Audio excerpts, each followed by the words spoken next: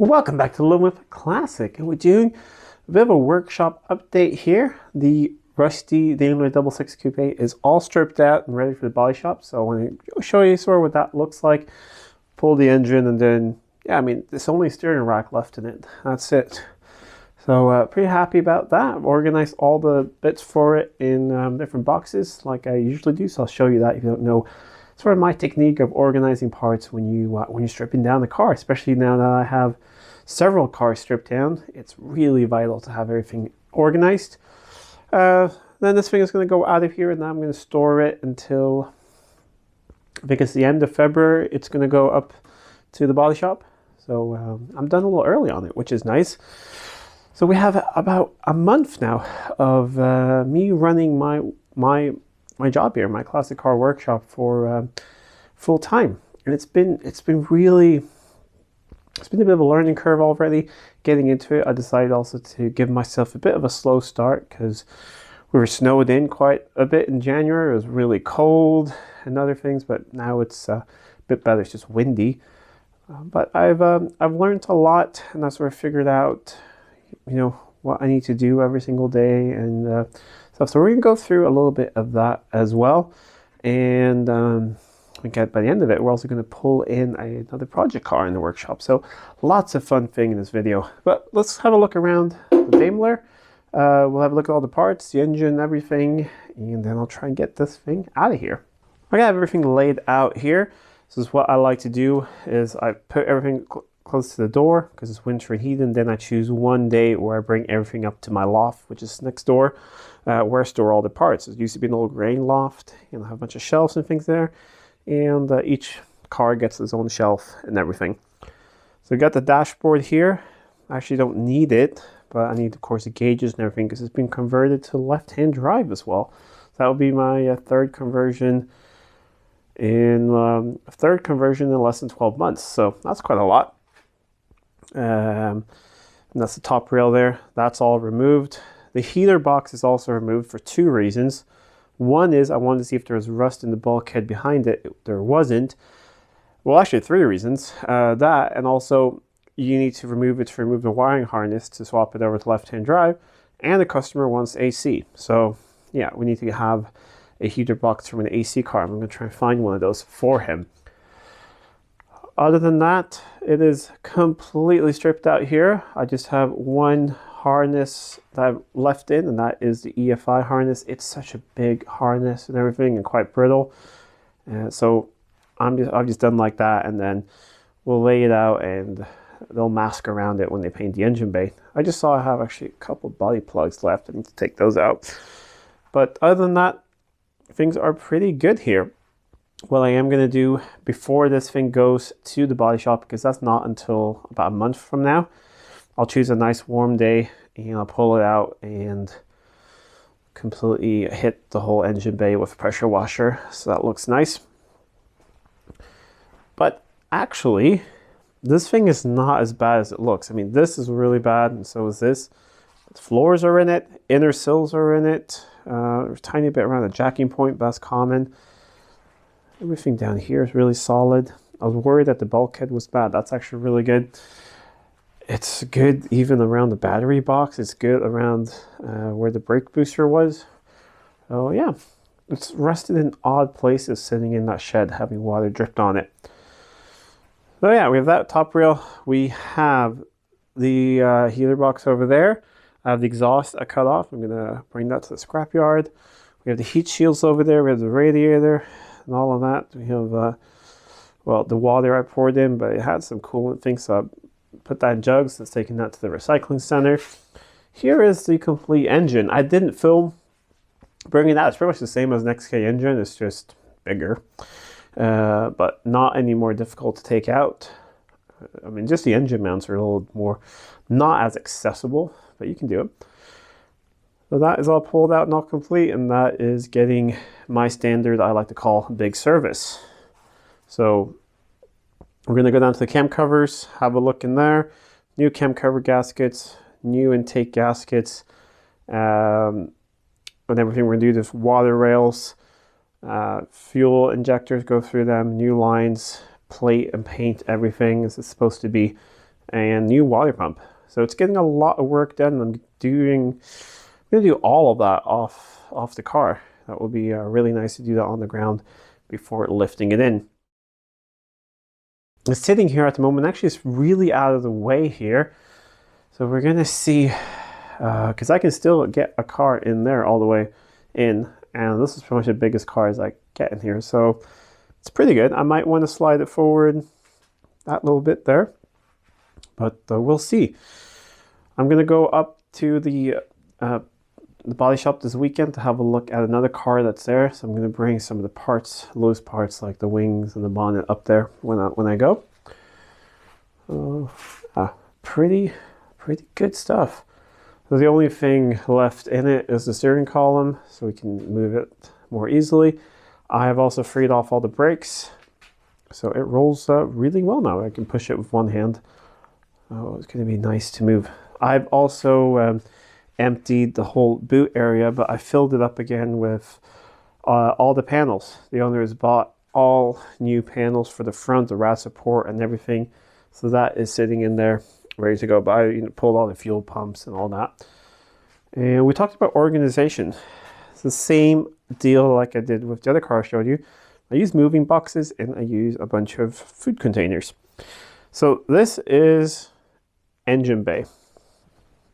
So in this bag is just a wiper motor, battery hatch, Daimler 66. So that's all the stuff for that. Oh no, bonnet latch, sorry, Daimler 66. That's all the bonnet latch stuff.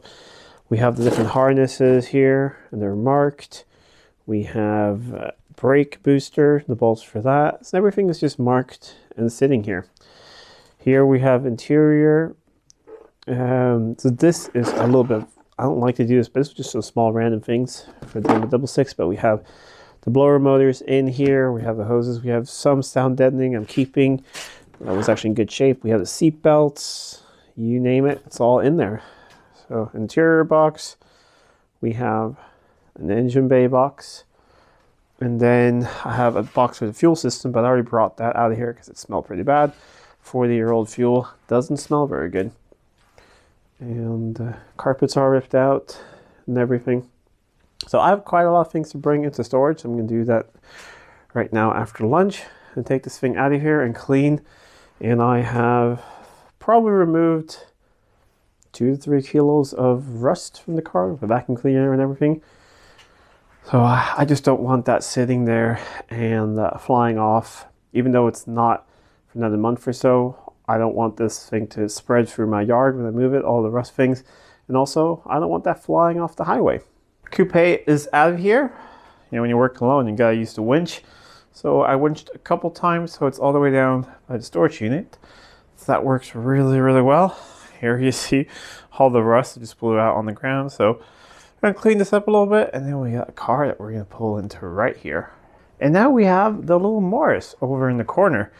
We mean to do something with this for a long time, but as you know, what this video is all about, I'm just sort of starting up, doing my business full time, which means this had to be put a little bit on the back burner, but it's not forgotten. It's just been sitting. It fired right up and drove in here.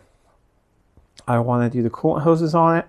I want to go through the brakes, check lights and all of that, and then I think we're pretty much ready to see if it will pass an inspection and be back on the road, which would be really, really cool. And then hopefully hand it over to a new owner.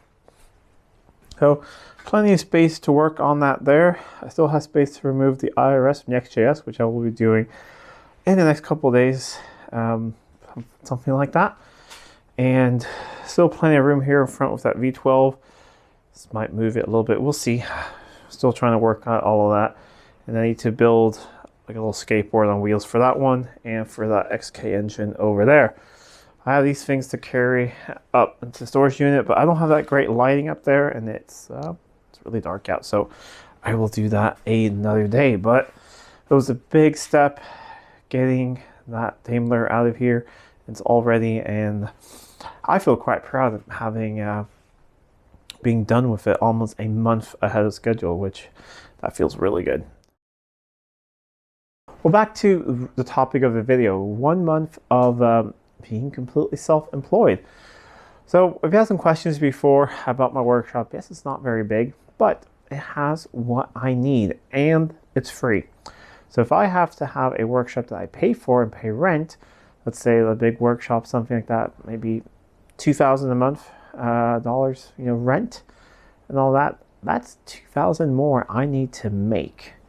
That's quite a lot when, classic car, one person shop, that's a lot. So this thing is free. It has a really efficient heating system and everything else. It's also, it's at my house, which means I don't have a commute. I can hold my breath and walk from my door in here, which also means I can sometimes come out at night. So if I feel like I have some extra energy after dinner, the kids have gone to bed and everything feels fine, I can go out and I can maybe bill another hour, hour and a half, 2 hours or something. And that actually happens quite often, maybe 3 nights a week or something. I'm out another hour, 2 hours, and that's really good. That's extra money coming in. Also because I need to, well, it's different for you guys, but here in Sweden, you have paid sick leave. So for instance, and also you have paid sick leave if your kids are sick. So I don't really have that as self-employed, or it costs a lot to have that. So, which means I always need to, of course, have a little bit of a buffer in case I have small kids. They bring home a lot of germs. They've been sick all this week, and I'm slowly catching a little bit, trying not to, because I have a couple of busy things to do tomorrow and the day after. So a lot of things like that, but it's been going really well. And I have, I've also done sort of calculations. I compare it to my previous IT job, which, it's not really a high-end IT job or anything like that. It was just a regular IT service desk job. And I know what I made there. And I know after taxes sort of what my hourly wage was. And I know what my hourly wage is here, what I charge at my shop, and what I make after taxes and everything. So I know how many hours I need to bill per day to have the same pay as before. And the good thing is it is less than a full day's work. And the other thing I do know as well is if you're running a shop with customer cars and you work 8 hours, you can't really bill 8 hours because there's always things around there, cleaning up and things like today. It's just been really, I billed 1 hour and the rest I have cleaned up. I got started a little bit late. So maybe I would have only technically worked maybe 4 hours today, but I can bill one of them because the rest is just cleaning and organizing and, getting my own car in here and filming and doing things. So that is a good thing. And I've kept track on every single week. And so far I have been above what I've made before. And I've actually worked less hours. So really, really happy about that and how that's working out. That's really why I think I consider myself not being a completely full-time YouTuber, because I'm not fully living off YouTube. I'm living off my classic car workshop, and YouTube is good extra things. So basically the money that the channel makes, I'm putting back in the channel completely. It goes back into the restorations, the projects, equipment, and all of that. Maybe someday, if the channel gets a little bigger, it can help with some things as well, or we can get some more interesting projects. I don't know. I'm not trying to have like a get-rich-quick scheme or something like that. I just provide for my family, and I also want to be able to have more free time. But it's hard to say because technically you're never really off when you're self-employed. But I want to have more flexible hours, like when my kids come home. A couple weeks ago, we had a snowstorm all day, and then I checked the weather on my phone. It was going to be a sunny, nice afternoon. So I got off 2 hours early, and we went sledding.